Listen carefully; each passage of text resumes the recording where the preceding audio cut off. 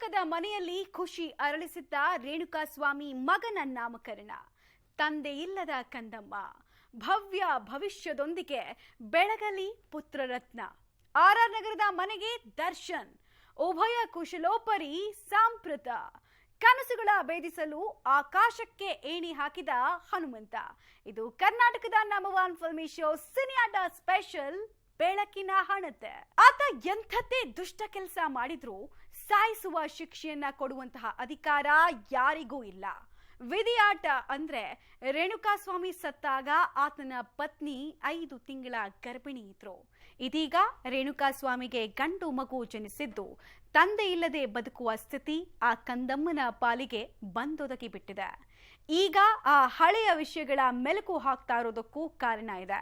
ರೇಣುಕಾಸ್ವಾಮಿ ಪುತ್ರನಿಗೆ ನಾಮಕರಣ ಶಾಸ್ತ್ರ ಮಾಡಲಾಗಿದೆ. ಸೂತಕವಿದ್ದ ಮನೆಯಲ್ಲಿ ಖುಷಿ ಅರಳಿಸಿರುವ ಮಗುವನ್ನ ಕುಟುಂಬಸ್ಥರು ಮುದ್ದಾಡಿದ್ದಾರೆ. ಮಗುವಿಗೆ ಚಂದದ್ದೊಂದು ಹೆಸರನ್ನ ಇಡಲಾಗಿದೆ. ಹಾಗಾದ್ರೆ ಮಗು ಈಗ ಹೇಗಿದೆ? ಮಗುವಿನ ಹೆಸರಾದ್ರೂ ಏನ್ ಗೊತ್ತಾ? ಈಗ ಬರ್ತಾ ಇದೆ ನೋಡಿ ಒಂದು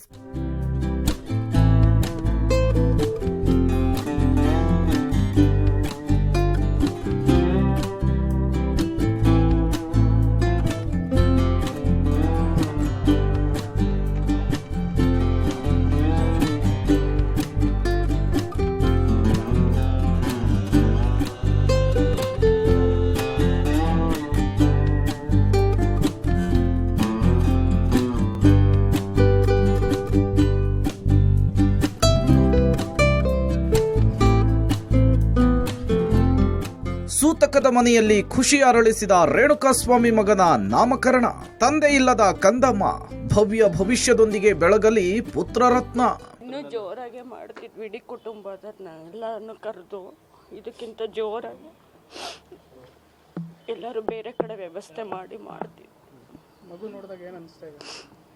ಅವನೇ ಬಂದಿದ್ದಾನೆ ಅಂತ, ರೇಣುಕಾಸ್ವಾಮಿನೇ ಹುಟ್ಟಿ ಬಂದಿದ್ದಾನೆ ಮನೆಗೆ ಅಷ್ಟು.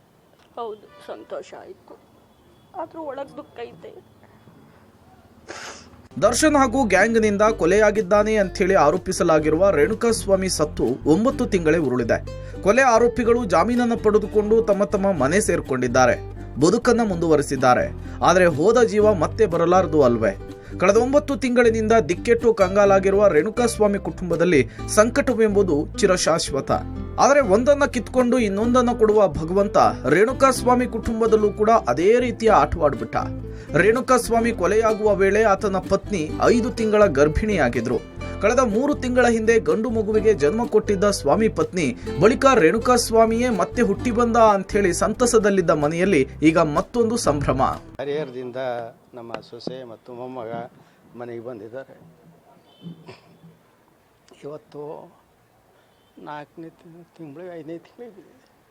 ಅದರಿಂದ ನಮ್ಮ ಸಂಪ್ರದಾಯ ಪ್ರಕಾರ ನಾವು ಅವರಿಗೆ ನಾಮಕರಣ ಶಾಸ್ತ್ರವನ್ನು ಇಟ್ಕೊಂಡ್ರಿ. ಈ ದಿನ ಗುರುಗಳ ಆಶೀರ್ವಾದ ಇದೆಲ್ಲ ಇದರಿಂದ ಅವನಿಗೆ ಶಶಿಧರ ಅಂತ ಒಂದು ನಾಮಕರಣ ಮಾಡಿ ಇವತ್ತು ಸಂಕ್ಷಿಪ್ತವಾಗಿ ಮನೆಗೆ ಪೂಜೆ ಪುನಸ್ಕಾರ ಇಟ್ಕೊಂಡಿದ್ದೆ. ಮತ್ತು ಏನಿಲ್ಲ, ಸರ್ಕಾರಕ್ಕೆ ಮತ್ತೊಂದು ಮನವಿ ನಾವು ಸೊಸೆಗೆ ಕೆಲಸ ಕೊಡಲಿಕ್ಕೆ ಅವರಿಗೆ ವಿನಂತಿ ಮಾಡಿಕೊಂಡಿದ್ದೀವಿ. ಅದನ್ನು ಸರ್ಕಾರ ದಯಮಾಡಿ ಅದನ್ನು ಪರಿಷ್ಕರಿಸಬೇಕಂತ ವಿಶೇಷ ಪ್ರಕರಣ ಒಂದು ಪರಿಗಣಿಸಿ ಅದನ್ನು ಒಂದು ನೌಕರಿ ಕೊಡಬೇಕಂತ ನಾವು ಕೇಳ್ಕೊಂಡಿದ್ದೀವಿ. ರೇಣುಕಾಸ್ವಾಮಿ ಪುತ್ರನಿಗೆ ನಾಮಕರಣ ಶಾಸ್ತ್ರ ಮಾಡಲಾಗಿದೆ. ಭಾನುವಾರ ಮಧ್ಯಾಹ್ನ ನಡೆದ ಮುಹೂರ್ತದಲ್ಲಿ ಮಗುವಿಗೆ ಮುದ್ದಾದ ಹೆಸರನ್ನಿಡಲಾಗಿದೆ. ಮಗುವಿನ ಸೋದರತ್ತೆ ಶಾಸ್ತ್ರವನ್ನ ಮಾಡಿ ಅಳಿಯನಿಗೆ ನಾಮಕರಣದ ಶಾಸ್ತ್ರ ಮಾಡಿದ್ದಾರೆ. ರೇಣುಕಾಸ್ವಾಮಿ ತಂದೆ ತಾಯಿ ಮಗನನ್ನ ಎತ್ತಿ ಮುದ್ದಾಡಿ ಮೊಮ್ಮಗನ ಮುಖದಲ್ಲಿ ಮಗನನ್ನ ಕಾಣ್ತಿದ್ದಾರೆ. ಮನೆಯ ಹೊರಗೆ ತೊಟ್ಟಿಲಿಟ್ಟು ತೊಟ್ಟಿಲು ಶಾಸ್ತ್ರ ಹಾಗೂ ನಾಮಕರಣ ಶಾಸ್ತ್ರವನ್ನ ಮಾಡಲಾಗಿದೆ. ಅವರ ಸೋದರತ್ತೆ ಅಂತ ಅಂದರೆ ನನ್ನ ಮಗಳು ಅವರು ಶಾಸ್ತ್ರ ಮಾಡಿದ್ದಾರೆ. ಅವರು ನಮ್ಮ ಸಹನಾರ ಅಣ್ಣ ಅವರ ತೊಟ್ಲ ಅದೆಲ್ಲ ತರಬೇಕು, ಬಟ್ಟೆ ಹಿಂಗೆ ತರಬೇಕು, ಅವೆಲ್ಲ ತಂದಿದ್ದಾರೆ. ಅದರಿಂದ ಇಲ್ಲಿ ನಾಮಕರಣವನ್ನು ನನ್ನ ಮಗಳು ಅಂದರೆ ನನ್ನ ಮೊಮ್ಮಗನ ಅತ್ತೆ ಏನಿದಾರಲ್ಲ ಅವ್ರು ಮಾಡ್ಬೇಕಂತ ಇದೆ. ಆ ಥರ ಶಾಸ್ತ್ರ ಪ್ರಕಾರ ಸ್ವಾಮಿಗಳು ಹೇಳೋದಂಗೆಲ್ಲ ಮಾಡಿದ್ವಿ. ನಮ್ಮ ಮನೆಯಲ್ಲಿ ಅದೆಲ್ಲ ಏನಿದೆ ನಮ್ಮ ಹಿರಿಯರು ಹೇಳಿದ ಪ್ರಕಾರ ಮಾಡಿದ್ವಿ.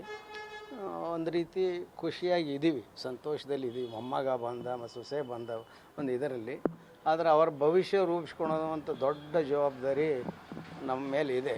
ನಾವು ಈ ಮೂಲಕ ಏನಂದರೆ ತಪ್ಪಿತಸ್ಥರಿಗೆ ಶಿಕ್ಷೆ ಆಗಬೇಕನ್ನೋ ಒಂದೇ ಒಂದು ನಮ್ಮದು ಉದ್ದೇಶ, ಮತ್ತು ನಮ್ಮ ಸೊಸೆಗೆ ಒಂದು ಆಧಾರ ಆಗಬೇಕನ್ನೋ ಒಂದು ಚಿಂತೆ ಇದೆ. ಆ ಮುಖಾಂತರ ಏನು ಪ್ರಯತ್ನ ಎಲ್ಲ ನಾವು ಇಲ್ಲಿವರೆಗೂ ಮಾಡಿದ್ದೀವಿ. ರೇಣುಕಾಸ್ವಾಮಿ ಕಣ್ಮುಚ್ಚಿದ ಬಳಿಕ ಕುಟುಂಬದಲ್ಲಿ ಸೂತಕದ ಛಾಯೆಯೇ ತುಂಬಿತ್ತು. ಮಗನ ರೂಪದಲ್ಲಿ ಮೊಮ್ಮಗನ ಆಗಮನದ ಬಳಿಕ ಕುಟುಂಬ ಕೊಂಚ ನಿಟ್ಟುಸಿರು ಬಿಟ್ಟಿದೆ. ಹೀಗಾಗಿ ಮಗುವಿಗೆ 3 ತಿಂಗಳಾದ ಕಾರಣಕ್ಕೆ ಕುಟುಂಬಸ್ಥರು ಬಂಧುಗಳು ಸೇರಿ ಸರಳವಾಗಿ ನಿವಾಸದಲ್ಲಿ ನಾಮಕರಣ ಶಾಸ್ತ್ರ ಮಾಡಿಸಿದ್ದಾರೆ. ಅದೆಷ್ಟೋ ತಿಂಗಳ ಬಳಿಕ ಸ್ವಾಮಿ ಮನೆಯಲ್ಲಿ ಸಂಭ್ರಮ ಮನೆ ಮಾಡಿದೆ.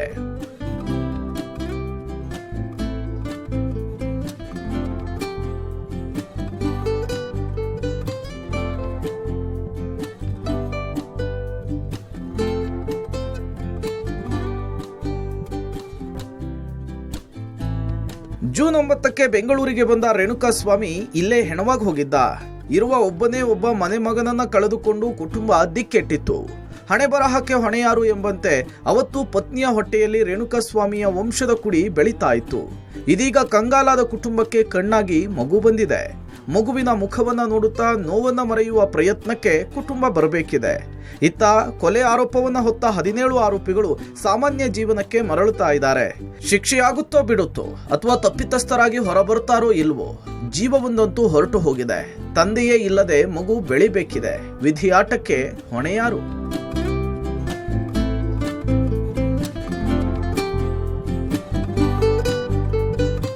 Entertainment bureau, public TV.